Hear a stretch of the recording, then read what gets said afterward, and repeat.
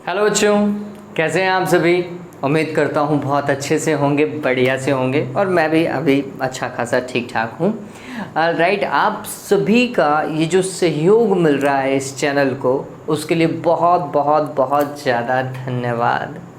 देखिए, इसी तरीके से अगर आप सपोर्ट करते रहेंगे तो मेरे में भी लगातार इच्छा करती रहेगी कि हाँ, वीडियो को थोड़ा और अच्छा करने की। हालांकि मैं मेरे हर एक वीडियो में इतनी कोशिश करता हूँ कि वीडियो आपको बहुत अच्छे तरीके से समझ में आए। देखिए, लास्ट जो वीडियो था वो इलेक्ट्रोमैग्नेटिक इंडक्शन का चैप्टर का था, न्यूमेरिकल था। मुझे ऐसा लगता है कि बच्चे न्यूमेरिकल कम देखते हैं, क्योंकि उसका जब वॉच आवर देखता हूँ तो ऑटोमेटिकली पता चल जाता है कि बहुत कम बच्चे जो है वो न्यूमेरिकल्स में इंटरेस्टेड हैं। लेकिन मैं आपको सिर्फ इतनी सलाह दूंगा बच्चों कि आपके थ्योरी का कॉन्सेप्ट कितना बढ़िया है, ये न्यूमेरिकल आपको बताते हैं। जब आपकी थ्योरी आपके न्यूमेरिकल के साथ में मैच करती है तब जाके आपको विश्वास होगा कि आपकी फ़िज़िक्स बढ़िया है। मेरी बात को समझ रहे हैं? तो आपको क्या करना है, कम से कम वो छोटे छोटे न्यूमेरिकल्स तो निकालें जिससे आपको परिभाषाओं के बारे में अच्छा ज्ञान हो जाए कि वास्तविकता में ये परिभाषा ये कहना चाह रही थी और इस न्यूमेरिकल से मेरे को ये पता चल जाता है। ठीक है, चलिए, तो चैप्टर आज जो हम डिस्कस करेंगे वो है प्रत्यावर्ती धारा, अध्याय संख्या 10 है ये। इस अध्याय में पर्टिकुलर में हम प्रत्यावर्ती धारा के बारे में ही डिस्कस करने वाले हैं। चैप्टर की शुरुआत के अंदर हम दिष्ट धारा को भी थोड़ा बहुत समझेंगे। इससे पहले मैं सिर्फ और सिर्फ ये चाहूँगा कि आपको कम से कम विद्युत धारा की परिभाषा तो याद हो। विद्युत धारा की क्या परिभाषा होती है बच्चों, बताओ जल्दी से, क्या होती है? हाँ, विद्युत धारा हम बोलते हैं किसी चालक में से आवेश प्रवाह की दर ही क्या कहलाती है, विद्युत धारा कहलाती है। एक सामान्य परिभाषा है ये। जब हम I का फॉर्मूला लिखते हैं तो क्या लिखते हैं बच्चों, Q/T, यही लिखते हैं। एम्पियर इसका मात्रक होता है, सभी को पता है। जब हम आगे जा कर के विद्युत धारा को डिस्कस करते हैं तो फिर ये बनती है प्रत्यावर्ती धारा और दिष्ट धारा। ठीक है, और ये दोनों नाम आपने बहुत अच्छे तरीके से पढ़ रखे हैं। ऐसा नहीं है कि आप पहली बार पढ़ रहे हैं, आपने इन्हें 8th में भी पढ़ा था, आपने इन्हें 10th में भी पढ़ा है और आप इन्हें 12th में भी पढ़ेंगे और पढ़ चुके हैं। इवन देखा जाए तो मैंने शायद 5वें या 6ठे चैप्टर के अंदर इस चीज़ को समझाने की कोशिश की थी, जहाँ तक मेरा विचार है। अगर वहाँ पर नहीं की है तो आज अपन इस चीज़ को बहुत अच्छे से डिस्कस कर लेते हैं। चलिए, तो पॉइंट डिस्कस करते हैं। सबसे पहले तो चैप्टर का नाम लिख देता हूं। चैप्टर का नाम क्या है बच्चों? प्रत्यावर्ती धारा। अंग्रेजी में बोलेंगे अल्टरनेटिंग करंट, AC। ये वर्ड बहुत सुना होगा आपने, AC। मैं एयर कंडीशनर की बात नहीं कर रहा हूँ, सॉरी, एयर कूलर की बात नहीं कर रहा हूँ। ये क्या है? अल्टरनेटिंग करंट है। और इस चैप्टर का जो पहला पॉइंट हम डिस्कस करेंगे बच्चों वो है दिष्ट धारा। दिष्ट धारा, दिष्ट धारा को बोलते हैं डायरेक्ट करंट। आप ये वर्ड बहुत ज़्यादा सुनते हैं नॉर्मल लाइफ में। DC, AC आ रही है, DC आ रही है। हमारे घरों में कौन सी आती है बच्चों? AC, अल्टरनेटिंग करंट आती है।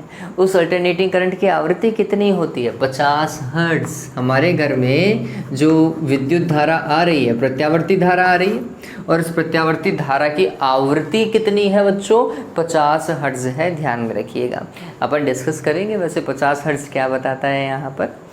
हाँ भाई, देखिए, तो सबसे पहले अपन बात करते हैं दिष्ट धारा की। दिष्ट धारा क्या होती है आप सभी को पता है। जो आप घर में सेल यूज़ करते हो ना, वो घड़ी में, छोटे छोटे खिलौनों में, वो जो आप सेल लगाते हो, रिमोट में आप सेल लगाते हो, वो वास्तविकता में क्या प्रदान करता है? दिष्ट धारा प्रदान करता है या फिर दिष्ट वोल्टा प्रदान करता है ना। उसकी क्या खास बात है कि उसके द्वारा दी गई वोल्टा समय के साथ में चेंज नहीं होती। इसका मतलब ये है बच्चों कि अगर हम माने हमारा जो सेल है वो 1.5 वोल्ट का आता है, सामान्यतः उसका वोल्टेज कितना लिखा हुआ होता है? 1.5। जो मैं पेंसिल सेल की बात कर रहा हूँ, है ना, तो वो पेंसिल सेल का वोल्टेज जब तक वो काम करेगा, थ्योरेटिकली उसका वोल्टेज अंत तक कितना रहना चाहिए? 1.5 वोल्ट रहना चाहिए। थ्योरेटिकली बता रहा हूँ, वास्तविकता नहीं है। थ्योरेटिकली 1.5 रहना चाहिए। वास्तविकता में तो वो फिर समय के साथ में कम कम कम कम होता डिस हो जाता है, होता नहीं होता डिस। ठीक है, लेकिन हम कह सकते हैं कि वो जितना अच्छे तरीके से घड़ी जब तक चल रही है तब तक वो 1.5 वोल्ट दे रहा था। ठीक है, चलिए, तो दिष्ट धारा क्या चीज़ है? हम बोल सकते हैं कि दिष्ट धारा वह धारा है जिसका मान समय के साथ चेंज नहीं होता, मान के साथ में इसकी दिशा भी चेंज नहीं होती। कहने का मतलब ये है कि अगर हम 5 वोल्ट प्लस का मान रहे हैं तो वो हमेशा अंत तक प्लस के ही 5 वोल्ट होंगे, वो माइनस में नहीं जाएंगे। ठीक है, ये बात ध्यान में रखना। तो दिष्ट धारा वह धारा है जिसकी ना तो दिशा ना ही उसका मान क्या होता है, समय के साथ में चेंज नहीं होता है, परिवर्तित नहीं होता है। ठीक है, अगर दिष्ट वोल्टता की बात करनी है तो हम बोलेंगे वह वोल्टता जिसका मान एवं दिशा समय के साथ चेंज नहीं होती है वो दिष्ट वोल्टता हो जाएगी। ठीक है ये बात। चलिए, तो परिभाषा लिख देता हूं मैं। वह धारा अथवा वोल्टता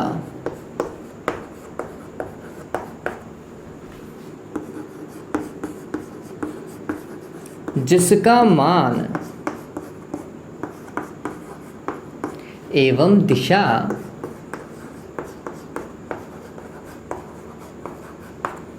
समय के साथ परिवर्तित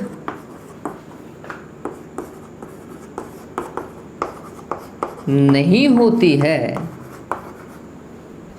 क्या कहलाती है बच्चों?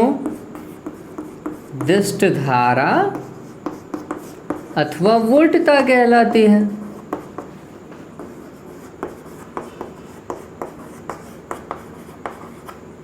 ठीक है, चलिए अब अगर इसका ग्राफ बनाना हो दिष्ट धारा या वोल्टता का, तो आप समझिए समय के साथ में चेंज नहीं होना चाहिए, वो ग्राफ एक निश्चित वैल्यू देना चाहिए। तो इस ग्राफ को अगर मैं समझूं तो ये कुछ ऐसा हो सकता था, इस तरफ समय चला दीजिए और इस तरफ दिष्ट धारा चला दीजिए। ठीक है, तो धारा का मान समय के साथ चेंज नहीं होना चाहिए, ये ऐसा समय के जस्ट समांतर। ठीक है, ऐसा का ऐसा अगर हम दिष्ट वोल्टता के लिए बनाएं तो दिष्ट वोल्टता के लिए ऐसा बन जाएगा बच्चों। यहाँ पर बस आई की जगह आपको क्या लिखना है? वी लिखना है और कुछ नहीं करना। ग्राफ तो वैसा का वैसा ही है। ये हो गई। चलिए, तो देखो समय के साथ में धारा के मान में या फिर वोल्टता के मान में कोई परिवर्तन नहीं आ रहा। समय देखो बढ़ता जा रहा है लेकिन धारा का मान देखो नियत है, नियत मान की धारा रही। ठीक है, तो फिर हमने बोला ये दिष्ट धारा है। चलिए, इस तरीके की दिष्ट धारा जिसके लिए हम इस तरीके का वक्र बनाते हैं, इनकी आवृत्ति शून्य होती है। कितनी होती है बच्चों? शून्य होती है। इसे हम समदिष्ट धारा भी बोलते हैं। ठीक है, तो समझिए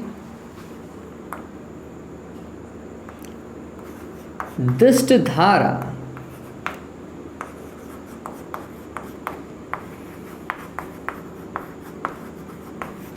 जिसकी आवृत्ति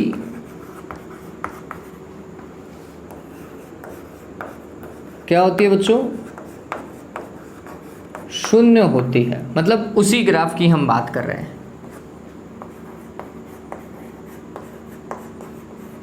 समदिष्ट धारा कहलाती है।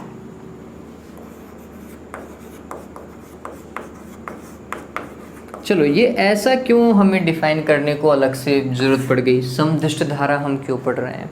देखिए, दिष्ट धारा का बेसिक बात ये है कि उसकी दिशा चेंज नहीं होनी चाहिए। मूल बात दिष्ट धारा की क्या है? दिशा चेंज नहीं होनी चाहिए। कई बार दिष्ट धारा ऐसे भी बहती है जिसका मान तो चेंज होता है लेकिन दिशा चेंज नहीं होती है, फिर वो भी दिष्ट धारा ही तो है। लेकिन फिर उस वाले को बोलेंगे हम फ्लक्चुएटिंग डीसी। फ्लक्चुएटिंग तो समझते हो ना, घर पे कई बार होता है ना, ऐसे वोल्टेज कम ज़्यादा होते हैं, होता है नहीं होता है, तो हमारी जो इक्विपमेंट है वो क्या होता है, गड़बड़ा जाते हैं फंक्शन। ऐसे बल्ब कई बार आपको ऐसे डिम होता हुआ दिखाई देता है, फिर पूरा ग्लो होता है, उसे बोलते हैं कि लाइट फ्लक्चुएट कर रही है। बोलते हो नहीं बोलते हो घर में?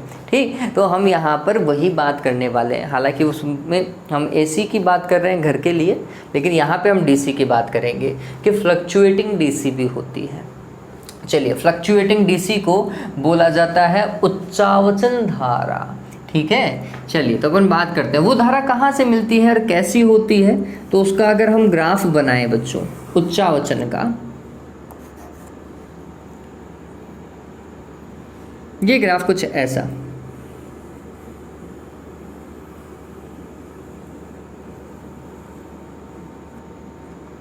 कुछ इस तरीके की धारा जिसकी दिशा चेंज नहीं हो रही, प्लस की है तो प्लस की रही, माइनस में नहीं जा रही, लेकिन इसका मान तो चेंज हो रहा है, कभी बढ़ रहा है, कभी घट रहा है, फिर बढ़ रहा है, फिर घट रहा है ना। ठीक, तो हमने बोला कि इस तरीके की धारा जिसका मान जो है वो चेंज हो रहा हो लेकिन दिशा चेंज नहीं होती, इसे बोलते हैं असमान उच्चावचन धारा।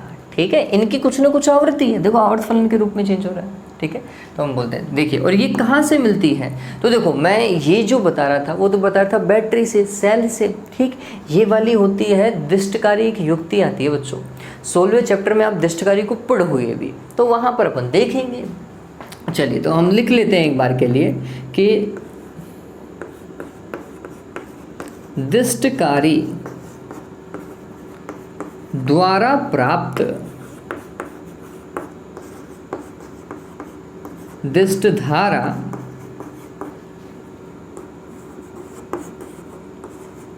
की दिशा समय के साथ परिवर्तित नहीं होती, लेकिन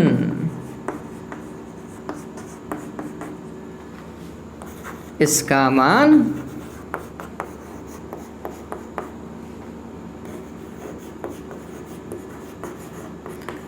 आवर्ती रूप में क्या होता है बच्चों, परिवर्तित होता है।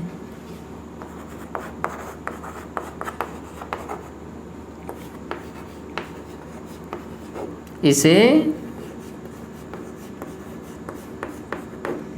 असमान उच्चावचन धारा कहते हैं।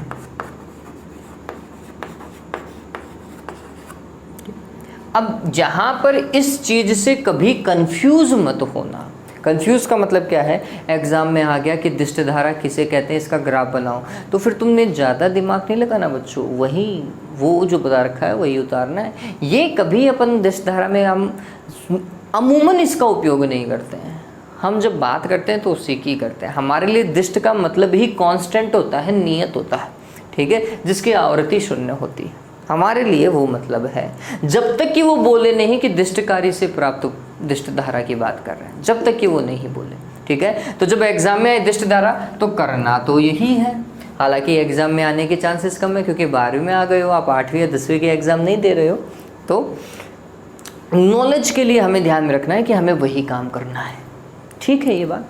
चलिए, ये जो समदिष्ट धारा है ना बच्चों, समदिष्ट धारा का स्रोत क्या होगा, तो मैं यहाँ पे स्रोत लिख देता हूँ कि ये किससे प्राप्त हो रही है हमें, किससे बच्चों, सेल से, विद्युत सेल से, या फिर दिष्ट धारा जनित। विद्युत सेल कौन से होंगे बच्चों, वो जो शुष्क सेल हम यूज़ करते हैं, लैक्लांसी हम यूज़ कर सकते हैं, डैनियल हम यूज़ कर सकते हैं। तो ये सारे के सारे विद्युत सेल जो हैं वो दिष्ट धारा समरूप देंगे, है ना, समदिष्ट धारा देंगे। जबकि इसके लिए हम किसका उपयोग करते हैं, दिष्टकारी का, है ना। ये जो उच्चावचन धारा है वो किससे प्राप्त होती है, हमें दिष्टकारी से प्राप्त होती है। डन हो गया, बहुत सिंपल था ये चीज़। चलिए, अब दिष्ट धारा के बाद में जो टॉपिक है हमारा वो है प्रत्यावर्ती धारा का, अल्टरनेटिंग करंट। ठीक है, दिष्ट धारा को अंग्रेजी में क्या बोलते हैं, डायरेक्ट करंट। ध्यान में रखना।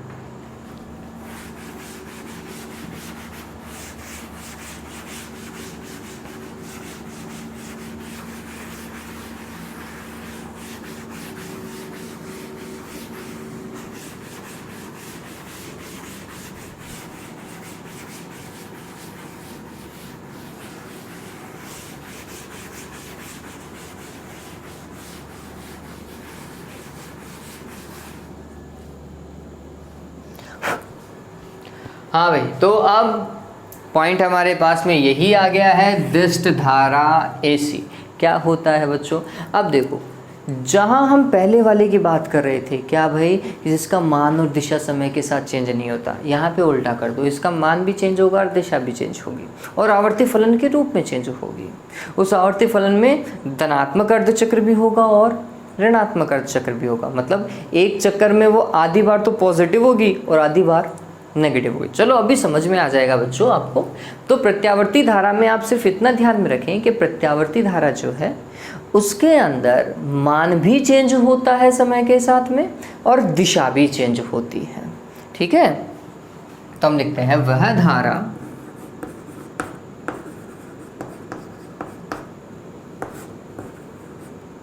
अथवा वोल्टता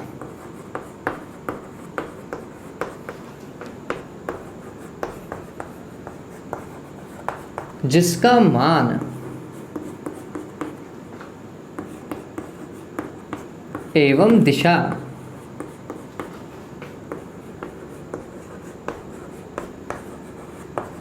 समय के साथ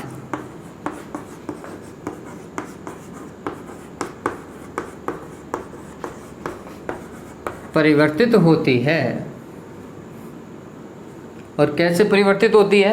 आवर्त फलन के रूप में। यहाँ पे मैं वो इंक्लूड करता हूँ, समय के साथ आवर्त फलन के रूप में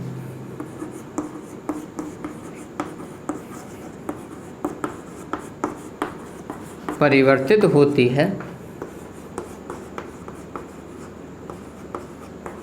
दिष्ट धारा अथवा वोल्टता कहलाती है।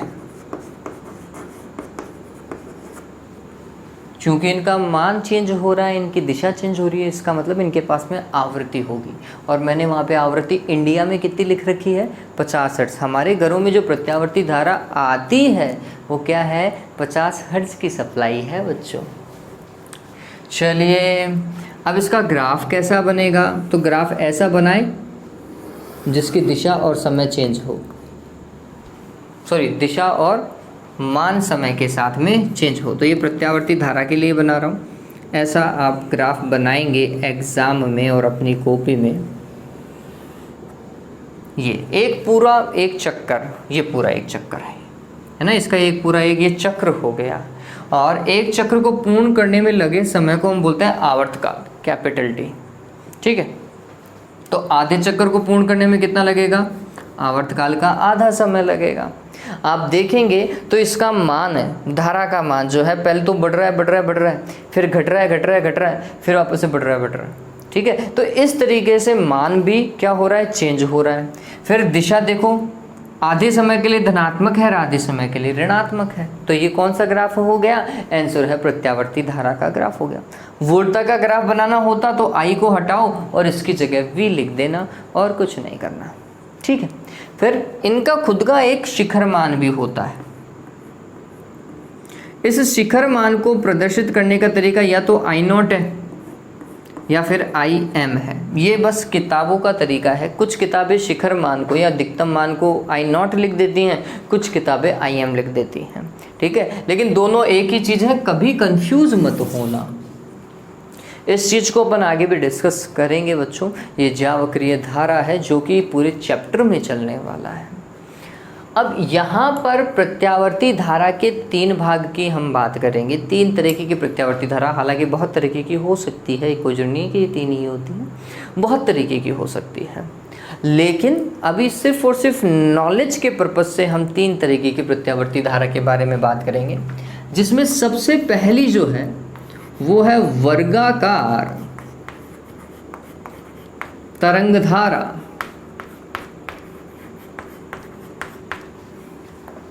स्क्वायर वेव करंट, वर्गाकार तरंग धारा। ये क्या है बच्चों? तो देखो नाम से पता चल रहा है वर्ग बनना चाहिए।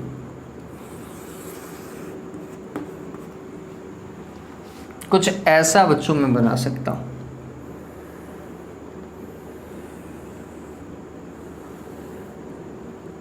एक चक्र ही बना रहा हूं, फिर ये आगे ऐसा रिपीट होता जाएगा, है ना। इसे आगे अगर आप बनाओ तो ऐसे वर्ग बनाते जाओ, ये वर्गाकार तरंग धारा हो जाएगी। चूंकि धारा की बात करें तो यहाँ पर मैं I लिख देता हूँ, इसका अधिकतम मान IM। अब जो अधिकतम है उतना का उतना माइनस में भी मिलेगा, तो ये माइनस का IM होगा ये, ठीक है। फिर इसका एक चक्कर, तो एक चक्कर में एक प्लस का और एक माइनस का होता है, तो यहाँ पर हमने बोला कि ये कैपिटल T, ये आवर्तकाल है इसका।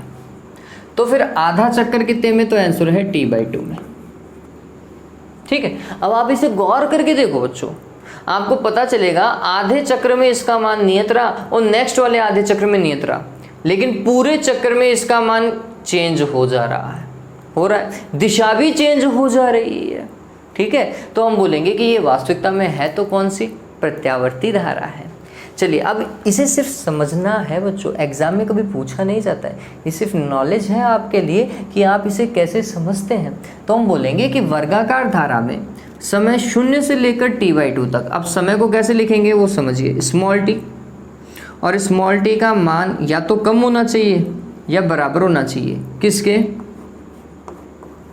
T/2 के, और इसका मान ज़्यादा होना चाहिए या फिर बराबर होना चाहिए, किसके, 0 के, 0 से ज़्यादा या बराबर, T/2 के बराबर या फिर कम। इस केस में ये यहाँ से लेकर यहाँ तक की रह गई, और इस केस में धारा का मान क्या है, IM। तो हमने बोला उस स्थिति में धारा का मान जो है वो IM है, शिखर मान, ठीक है। अब नेक्स्ट देखो T/2 से कहाँ तक, T तक, तो हमने बोला स्मॉल t या तो कम होना चाहिए या बराबर होना चाहिए, किसके, आवर्तकाल के, और इस T/2 के या तो बराबर हो या फिर इससे ज़्यादा हो, ठीक है। और उस केस में क्या होगा, इसका मान माइनस का IM होगा, ठीक है। तो ये वर्गाकार तरंग धारा को प्रदर्शित करने का तरीका है, ऐसा।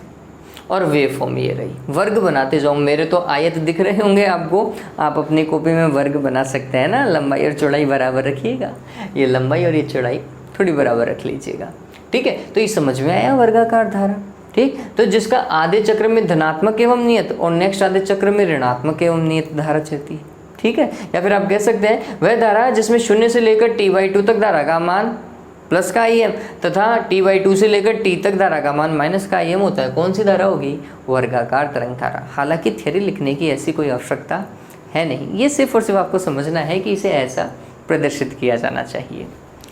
हाँ भाई, ये हो गई वर्गाकार। वर्गाकार के बाद में आती है बच्चों त्रिभुजाकार या त्रिकोणीय तरंग धारा, ट्रायंगुलर वेव करंट।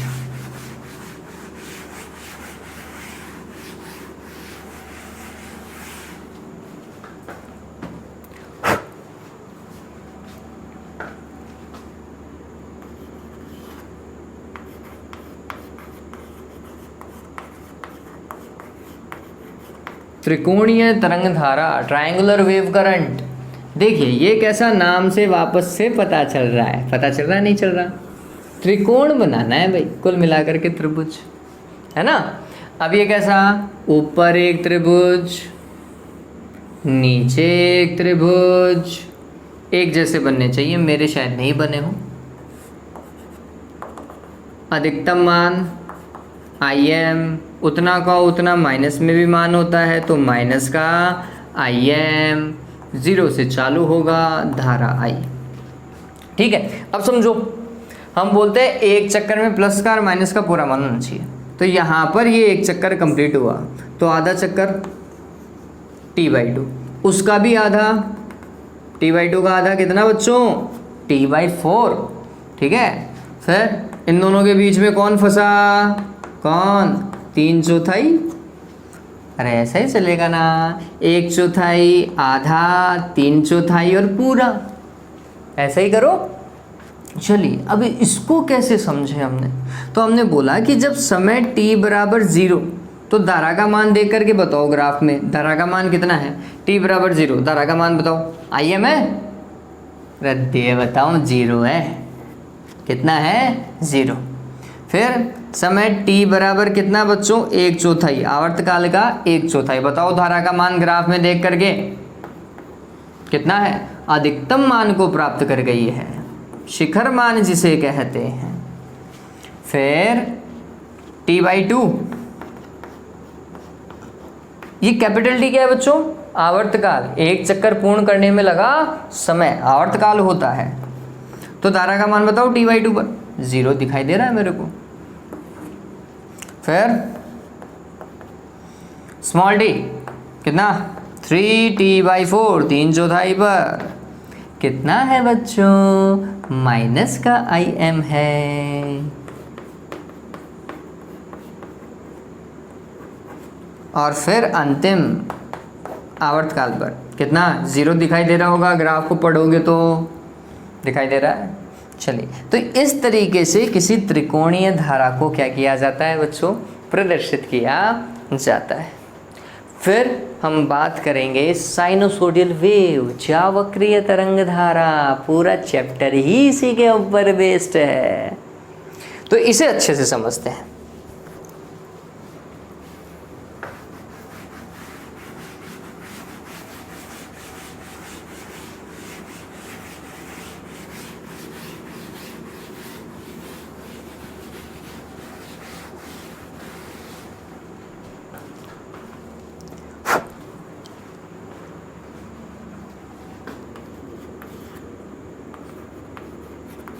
ज्यावक्रीय तरंग धारा, साइनोसोडियल वेव करंट, ये क्या चीज़ है? ये कैसी? ऐसी, इस तरीके की धारा है ना। मैं ये ड्रॉ कर देता हूँ।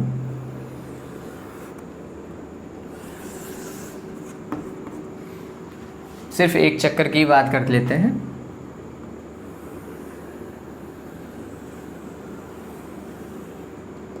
एक चक्कर पूर्ण होता है कितने में?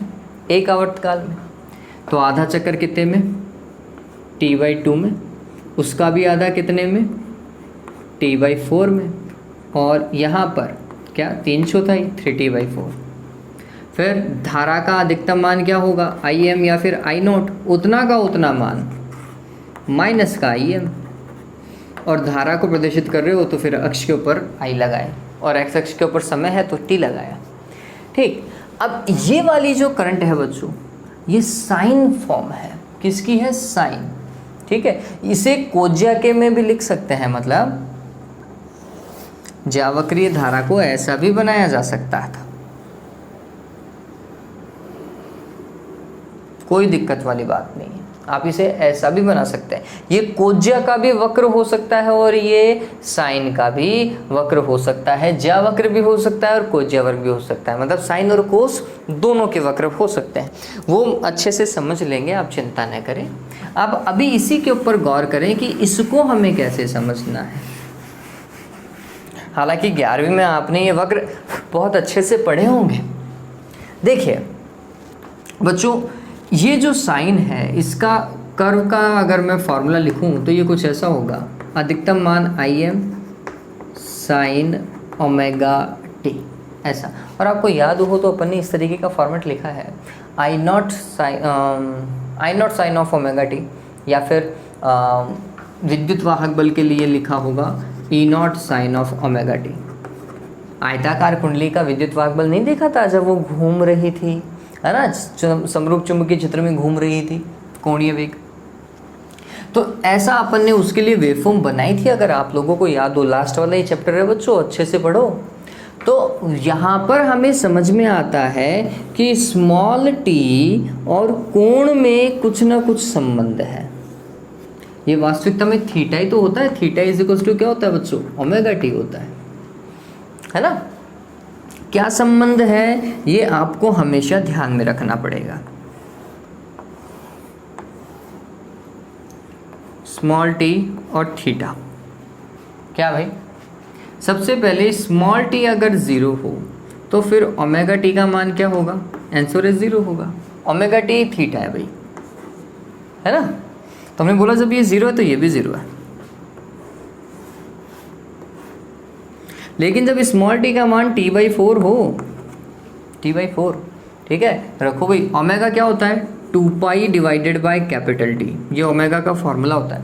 या फिर 2πf आप लिख सकते हैं। चलिए, ओमेगा की जगह ओमेगा, स्मॉल टी की जगह कितना लिखना है? t/4। सॉल्व कर सकते हो क्या बच्चों? यहाँ पे 2 आएगा, टी से टी कैंसिल, π/2 बताओ भाई π/2 कितना होता है? मेरे हिसाब से 90 डिग्री होता है। साइन 90 हो गया क्या यहाँ पर? साइन 90 मतलब एक को किससे गुणा करेंगे? Im से। तो वास्तविकता में देखो Im मान नहीं आ रहा है t/4 पर, आ रहा है नहीं आ रहा? चलिए तो ये समझ में आ गया होगा। अब t/2 देखो,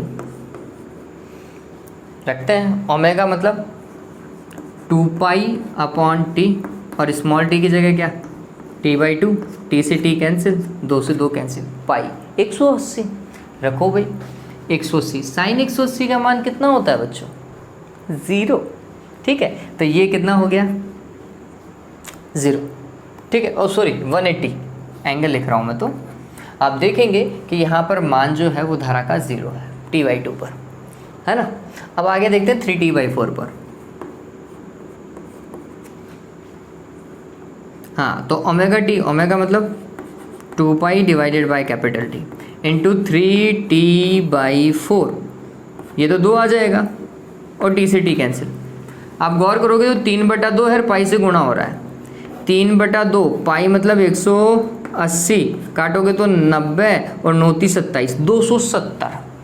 कोण कितना? 270। और साइन 270 का मान बच्चों माइनस का 1 होता है। माइनस के 1 को इससे गुणा करो तो ये क्या हो जाएगा? माइनस का Im। देखो भाई माइनस का Im। ठीक है, चलिए फिर आते हैं आवर्तकाल कैपिटल T पे। ओमेगा मतलब 2π/कैपिटल T, स्मॉल t का मान कैपिटल T से t कैंसिल, 2π मतलब 360। साइन 360, 0 को मल्टीप्लाई करो, 0 देख लो भाई टी पर 0 आ रहा है। चलिए तो इस तरीके से आपको करो को समझना है। अभी अपन बार बार ये रामायण नहीं करने वाले। अब आपको पता होना चाहिए कि साइन का वक्र तो ऐसा ही बनेगा, है ना। ध्यान में रख लो 0 t/2 और t पर 0 होता है, फिर t/4 और 3t/4 पे ये मैक्सिमम होता है, एक बार प्लस का एक बार माइनस का, खत्म रामायण। और वैसे भी अब तो याद हो गया होगा बच्चों। ठीक है, चलिए तो ये थे हमारे पास में क्या कर्व। अब ये साइन वक्र ही हम हर बार पढ़ेंगे, ये ध्यान में रखना। ठीक है, अब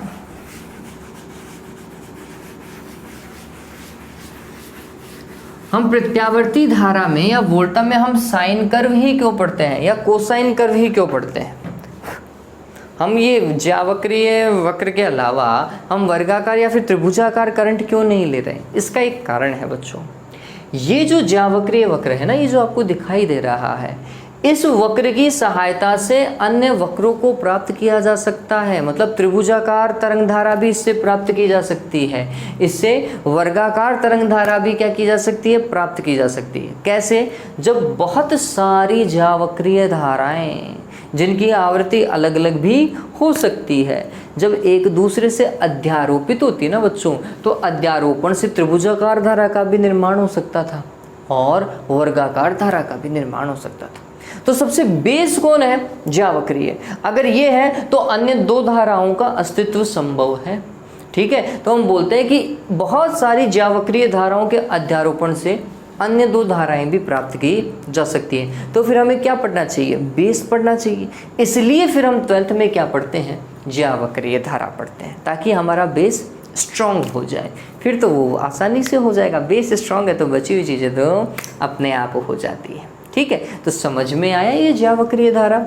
इसका फॉर्मूला क्या होगा? Im sin ओमेगा टी, विद्युत वाहक बल का E0 sign of omega T. कुल मिलाकर के साइन का फॉर्मूला चलेगा, या फिर कोस का भी हो सकता है, कॉस ओमेगा टी और कॉस ओमेगा टी यहाँ पर भी आ सकता है। हाँ, फिर वेव चेंज हो जाएगी, वो भी अपन ने बनाई थी लास्ट टाइम अगर आप लोगों को याद हो, लेकिन है वो ज्यावक्रीय धारा ही। उसे कौन सी धारा बोलेंगे? ज्यावक्रीय धारा बोलेंगे। तो अगर इनका फॉर्मूला मेरे को लिखना हो तो मैं धारा का फॉर्मूला ज्यावक्रीय धारा के लिए Im sin ओमेगा टी भी लिख सकता हूँ और Im cos ओमेगा टी भी लिख सकता हूँ।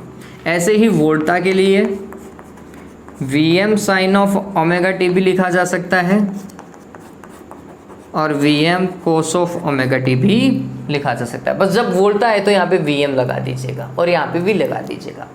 डायग्राम ऐसा का ऐसा है। ठीक है, चलिए कई बार ऐसा भी आप देखेंगे कि ये कुछ ऐसा होगा, Vm sine of omega t plus phi, या फिर धारा के लिए ऐसा लिखा हुआ होगा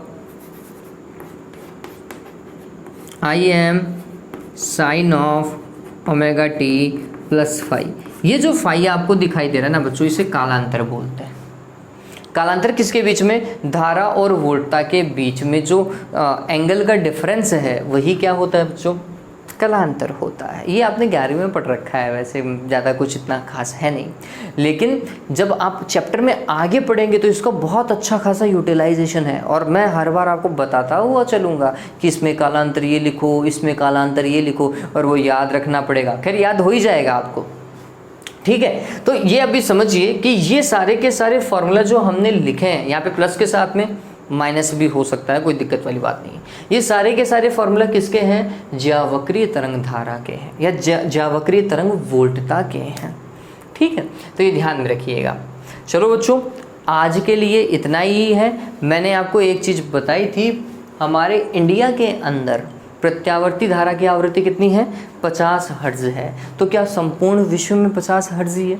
नहीं, ये जैसे अगर अमेरिका की बात की जाए तो वहाँ 60 हर्ट्ज है, इंडिया में 50 हर्ट्ज है। इसका मतलब क्या हुआ? वैसे कोई मेरे को बता सकता है 50 हर्ट्ज का मतलब क्या हुआ? अगर किसी तरंग की आवृत्ति 50 हर्ट्ज है, इसका मतलब क्या है? वो 1 सेकंड के अंदर कितने चक्कर कंप्लीट करती है? 50 चक्कर। इसका मतलब ये है बच्चों कि 1 सेकंड में ये ऐसे 50 चक्कर कंप्लीट कर लेगी है। मतलब 50 बार तो ये प्लस की और 50 बार ये माइनस की होगी। सोचो कितना जल्दी हो जाती है। यही कारण है कि ये इतनी जल्दी चेंज हो जाती है कि हमारी आंखों से हमें पता ही नहीं चलता, ठीक है। ये बात ध्यान में रखिएगा। तो 50 हर्ट्ज का मतलब समझिए, जो हमारी घर में सप्लाई आ रही है ना बच्चों, वो सप्लाई 50 हर्ट्ज का मतलब ये है कि वो 1 सेकंड में 50 बार प्लस की और 50 बार माइनस की होती है, ठीक है। अब जब ये लिखा हुआ होता है, समझना, हमारे रेटिंग देखो, अगर आप किसी बल्ब के ऊपर रेटिंग देखते हो या CFL के ऊपर रेटिंग देखते हो, इनपुट की, इनपुट सप्लाई की, आउटपुट की नहीं बात कर रहा मैं, इनपुट की बात कर रहा हूँ, जो अंदर की ओर आ रहा है, वो ऐसा लिखा हुआ होता है 220 वोल्ट फिर 50 हर्ट्ज। इसका मतलब क्या है बच्चों? इसको अगर मैं वेवफॉर्म में डालूं, अब 50 तो मैं नहीं बना पाऊंगा, जितनी भी बन रही है, ठीक है। ऐसी कितनी बनानी है? 1 सेकंड में 50 बनानी है। और उनका मान, ये 220 है तो यहाँ पर आप लिखोगे 220 प्लस का और माइनस का 220। हालांकि ये VRMS है, इसका मान चेंज होगा, IM का मान 311 हो जाता है, वो बात की बात है। अभी सिर्फ एक जनरल आइडिया ले लीजिए। इसका मतलब ये है कि 220 प्लस का और 220 ही माइनस का, कितनी आवृत्ति के साथ में? 50 हर्ट्ज की आवृत्ति के साथ में। मतलब वो 1 सेकंड में 50 बार तो 220 प्लस की बनती है और 50 बार ही 220 माइनस की बन जाती है। ये ध्यान में रखो, इतना तेजी से चेंज आता है, हमें पता ही नहीं चलता बच्चों। चलिए, तो ये डन हो गया होगा मेरे हिसाब से। 50 हर्ट्ज का मतलब आपको समझ में आ गया होगा कि 50 हर्ट्ज होता क्या है।